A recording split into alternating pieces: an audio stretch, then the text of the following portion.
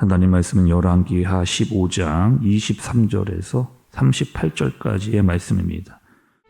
유다의 왕 아사랴 제50년에 므나헴의 아들 브가히야가 사마리아에서 이스라엘 왕이 되어 2년간 다스리며 여호와께서 보시기에 악을 행하여 이스라엘로 범죄하게 한 느밧의 아들 여로보암의 죄에서 떠나지 아니한지라. 그 장관 르말랴의 아들 베가가 반역하여 사마리아 왕궁 호위소에서 왕과 아르곡과 아리엘을 죽이고 길르앗 사람 50명과 더불어 죽이고 대신하여 왕이 되었더라. 브가히야의 남은 사적과 그가 행한 모든 일은 이스라엘 왕 역대 지략에 기록되니라. 유다의 왕 아사랴 제52년에 르말랴의 아들 베가가 이스라엘 왕이 되어 사마리아에서 20년간 다스리며 여호와께서 보시기에 악을 행하여 이스라엘로 범죄하게 한 느밧의 아들 여로보암의 죄에서 떠나지 아니하였더라. 이스라엘 왕 베가 때 아수르 왕 디글랏 빌레셀이 와서 이온과 아벨벳 마가와 야노아와 게데스와 하솔과 길르앗과 갈릴리와 납달리 온 땅을 점령하고 그 백성을 사로잡아 아수르로 옮겼더라. 우시야의 아들 요담 제20년에 엘라의 아들 호세아가 반역하여 르말랴의 아들 베가를 쳐서 죽이고 대신하여 왕이 되니라. 베가의 남은 사적과 그가 행한 모든 일은 이스라엘 왕 역대 지략에 기록되니라. 이스라엘의 왕 르말랴의 아들 베가 제2년에 유다 왕 우시야의 아들 요담이 왕이 되니 나이가 25세라. 예루살렘에서 16년간 다스리니라. 그의 어머니의 이름은 여루사라, 사독의 딸이더라. 요담이 그의 아버지 우시야의 모든 행위대로 여호와께서 보시기에 정직히 행하였으나 오직 산당을 제거하지 아니하였으므로 백성이 여전히 그 산당에서 제사를 드리며 분향하였더라. 요담이 여호와의 성전의 윗문을 건축하니라. 요담의 남은 사적과 그가 행한 모든 일은 유다 왕 역대 지략에 기록되지 아니하였느냐. 그때 여호와께서 비로소 아람 왕 르신과 르말랴의 아들 베가를 보내어 유다를 치게 하셨더라. 요담이 그의 조상들과 함께 잠에 그의 조상 다윗성에 조상들과 함께 장사되고 그 아들 아하스가 대신하여 왕이 되니라. 아멘. 우리가 여러분 어제 말씀을 들으시면서 열왕기 하에 대해서 좀 정리도 하고 또 왕들이 왜 이렇게 나오는가에 대해서도 말씀을 들었습니다. 여러분 우리가 열왕기 하를 보면서 남유다의 왕과 북이스라엘의 왕들이 교차해서 나온다. 남유다의 왕들이 나오다가 갑자기 북이스라엘 왕이 나오고 북이스라엘 왕이 나오다가 갑자기 남유다의 왕이 나온다. 이렇게 나오는 이유는 뭐다? 그럼 왜 이렇게 말씀이 기록을 하고 있다 말씀을 드렸어요?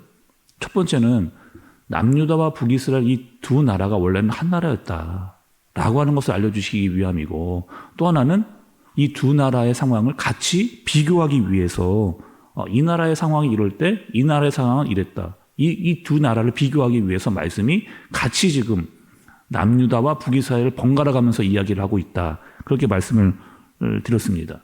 또 남유다가 넘어서지는 못하는, 그러니까 남유다의 왕들도 보면 가끔씩 좀 잘하는 왕들이 좀 나옵니다. 그래서 하나님 보시기에 정직하다 이렇게 평가를 받는 왕들도 있는데 그 정직한 것이 끝까지 가지를 못하는 그런 왕들을 우리가 봤잖아요. 그리고 결국에 남유다가 걸려 넘어지는 그 왕들이 마지막에 꼭 걸려 넘어지는 것들이 있었는데 그게 무엇이었습니까? 마지막까지 산당을 제거하지 않았더라. 아니 그걸 넘어서야 되는데 아무리 괜찮은 왕들도 결국에 산당을 제거하지 못해서 무너지게 되어지는 그런 모습을 우리가 남유다의 왕들을 통해서 봤습니다. 또 북이스라엘도 문제가 있었잖아요. 북이스라엘도 이걸 넘어서지를 못하는 계속 그런 왕들이 나오는 어떤 왕들이었어요, 여러분? 남유다의 북이스라엘 왕을 볼 때마다 이 왕들의 평가를 하나님이 하께서 하시는데 뭐라고 평가를 하시느냐? 여로보암의 길로 행했다. 그러니까 여로보암의 길로 행했다라고 하는 이 한계를 넘어서지 못한 그런 모습을 우리가 보고 있는 거죠. 오늘 말씀도 여러분 똑같은 상황이 이어지고 있는 그런 상황입니다. 그냥 왕만 바뀌는 거예요. 지금 우리가 보고 있는 이 말씀, 오늘 읽은 말씀은 왕만 바뀌고 있는 그런, 뭐 이렇다 할 게 말할 게 없습니다. 그런 왕들이지만 왕들을 한번 보시죠, 여러분. 23절의 말씀을 좀 보세요. 처음에 유다 왕 아사랴 제50년에 므나함의 아들 부가히야가 이렇게 나오고 27절도 여러분 보세요. 27절도 보면 유다 왕 아사랴 제52년에 르말리아의 아들 베가가 이렇게 나옵니다. 또 30절에 보면 우시아의 아들 요담, 제20년에 엘라의 아들 호세아가 이렇게 이야기합니다. 여러분, 이 지금 부가히야는요, 북이스라엘의 17대 왕입니다. 그리고 베가는 18대 왕이에요. 그리고 호세아는 19대 왕입니다. 이게 지금 17대, 18대, 19대 왕이 나오거든요. 자, 여러분 잘 보시면 북이스라엘은 19대 왕에서 망합니다. 19대 왕, 그러니까 지금 나오고 있는 마지막 호세아 왕에서 북이스라엘은 망하게 되어지는, 여기서 이제 끝나는, 북이스라엘 끝나는 그 모습을 보게 되는 거예요. 여러분, 제가 처음에 말씀을 드렸잖아요. 이스라엘은 원래 한 나라였다. 그리고 그 두 나라가 쪼개졌다. 그리고 그 두 나라 중에 한 나라가 지금 망하게 되어지는. 하나님 입장에서 여러분 좀 보시죠. 하나님 입장에서. 원래 다 한민족이었고 하나님이 부른 사람들이었어요. 근데 한 나라가 완전히 망해가지고 여로보암의 길로 가서 망하는 그 모습을 보게 되어지는. 하나님 마음은 여러분 어떠셨을 거예요? 하나님 마음은 이러셨을 거예요. 아이고, 지네 멋대로 살더니만, 여로보암의 길로 가더니만 너희들 망했구나, 꼴 좋다. 이렇게 여러분 하나님께서 보셨을까요? 지금 내가 세운 나라와 사람들이 망해서 없어져 가는데 이 모습을 보면서 하나님의 마음은 어떠셨을까? 여러분, 우리가 한번 생각을 해봐야 됩니다. 이 열왕기 하를 보면서 전체적인 그림을 우리가 볼 수가 있어요. 하나님께서 이 북이스라엘이 망하기 전에 어떻게 하셨어요? 계속해서 누구를 보냈느냐? 선지자들을 보낸 겁니다. 그래서 우리가 열왕기 하 처음 시작할 때 누가 나오느냐? 엘리야가 나온 거예요. 그래서 엘리야가 나온 겁니다. 그리고 엘리야가 나온 다음에 누가 나왔어요?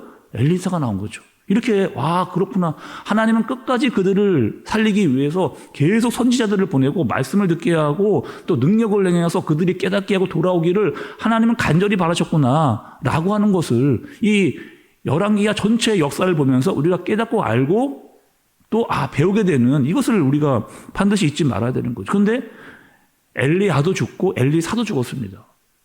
끝나지 않아요. 계속 선지자들을 보내요. 하나님께서 누구를 보냈냐? 아모스를 보내고 호세아를 보내고 다 같은 시대를 살았던 그런 선지자들을 계속해서 나라가 힘들어지면 힘들어질수록 더 많은 선지자들을 하나님께서 계속해서 보내는 거죠. 자, 호세아 여러분 이야기 한번 해볼까요? 호세아? 아직 우리가 호세아서를 보지는 않았지만 호세아서는 여러분 어떤 사람이에요? 호세아 선지자의 그 아내가 있었습니다. 아내가 누구? 고멜이잖아요. 근데 이 고멜이요, 어떻게 하느냐? 이 타락을 해요. 계속 이 여자가 집을 나갑니다.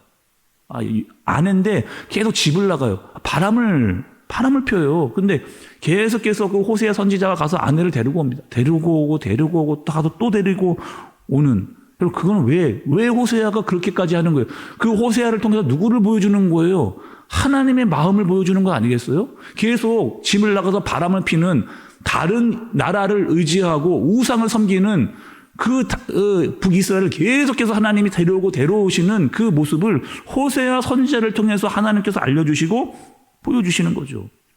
너희 그만하라는 거예요. 그만 잘못된 길로 가라. 자꾸 돌이켜서 하나님께서 데려오시는 모습을 호세아 선지자가 말씀을 통해서 우리에게 알려주시는 겁니다.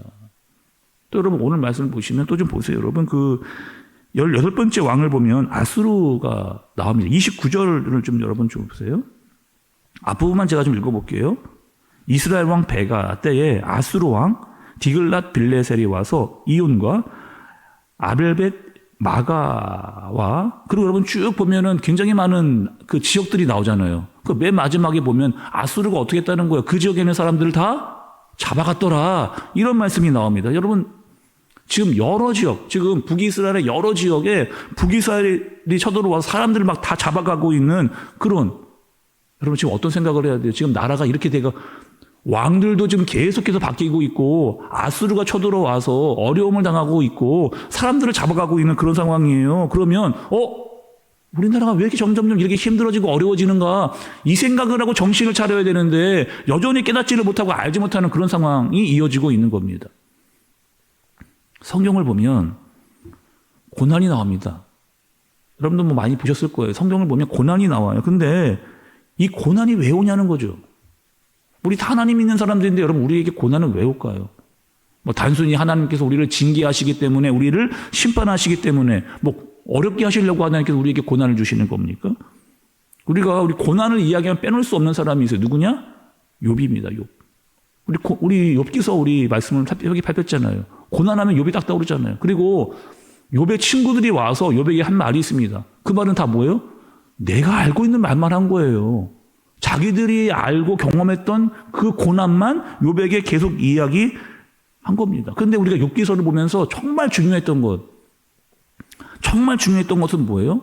욥이 하나님을 만나는, 고난 중에서 진짜 하나님은 이런 분이구나라고 하는 사실을 욥이 고난 중에서 만나고 깨닫고 알고, 늘 귀로만 듣기로 했는데 내가 정말 하나님을 보게 되어지는, 그것이 고난을 통해서 알게 되어지는, 그것이 욥의 우리 핵심 말씀이었잖아요.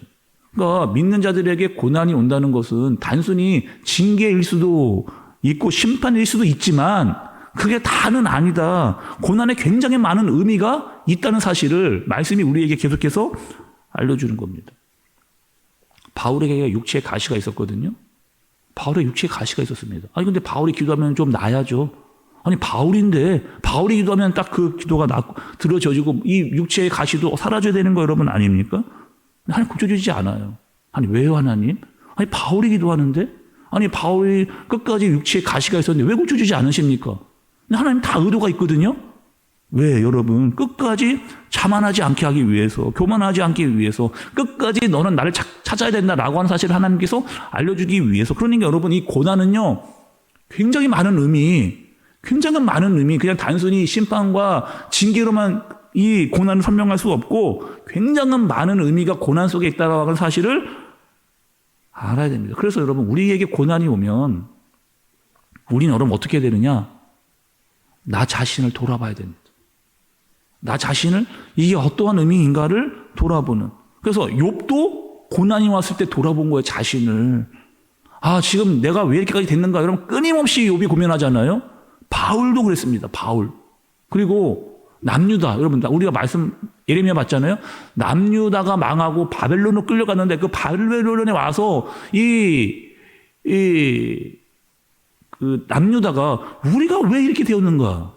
아니 우리가 왜 이렇게 되었는가라고 하는 사실을 고난 중에서 이 남유다가 깨닫게 되어지는 거잖아요. 그런데 지금 북이스라엘은 뭐 해야 되는 겁니까? 아니 지금 계속 왕들이 바뀌고 다른 나라가 쳐들어오고 아수르에게 사람들이 잡혀가는 이 고난 속에서 어떻게 해야 되는 거예요? 나 자신을 돌아봐야 되는 거죠. 우리가 왜 이렇게까지만 되었는가를 생각하고 분별해야 되는 때가 온 겁니다. 그런데 끝까지 그렇게 하지를 않는 거죠. 마지막까지 말씀은요, 여로보암의 길로 갔다. 이렇게 이야기를 하고 있는 겁니다. 말씀은 여러분, 북이스라엘이 망한 이유가 아수르가 쳐들어왔기 때문에 망한 게 아니에요. 하나님의 말씀을 제대로 듣지를 않은 겁니다. 하나님을 몰라서가 아니에요. 그 말씀을 제대로 그 말씀대로 순종하지 않았기 때문에 나타난 결과죠. 엘리야, 엘리사, 아모스, 호세야 아무리 위대한 선지자가 와도 돌이키지 않는데, 아니 말씀을 듣지를 않고 말씀대로 살지를 않는데, 여러분 우리가 한번 생각을 좀 해봐야 됩니다. 우리는 왜 새벽을 깨우고 나오시는 거예요? 여러분 이 새벽에 왜 깨우고 나와서 말씀을 듣고 기도하고 예배를 드리고, 물론 너무 잘하시는 일이고 너무 좋은 일입니다. 그런데 여러분 왜 우리가 이 새벽에 나와서 기도하고 예배하고, 왜 여러분? 정말 하나님의 말씀을 제대로 듣기 위해서. 근데 듣는 거로 끝나면 안 됩니다. 이 말씀을 듣고 정말 하나님의 말씀대로 순종하는 모습이 우리에게 있어야 되는 거죠. 자꾸 하나님의 사람으로 변화되어지고 성장되어지는 그 모습을 우리가 발견을 해야 됩니다. 새벽 깨우고 말씀 듣고 기도하는데 여전히 내 모습이 10년 전과 같다면 여러분 하나님 보시기에 우리가 어떠한 마음이시겠어요? 혹여나 여러분 우리에게 또 나에게 변하지 않는 무엇, 끝까지 여러분 우리가 말씀 보면서 남유다가 산당을 버리지 못하고 북이스라엘이 여로보암의 길을 떠나지 못하는 그런 모습이 혹여나 나에게도 있다면 그것을 넘어서야 됩니다. 버려야 되고 가감하게 벌어야 됩니다.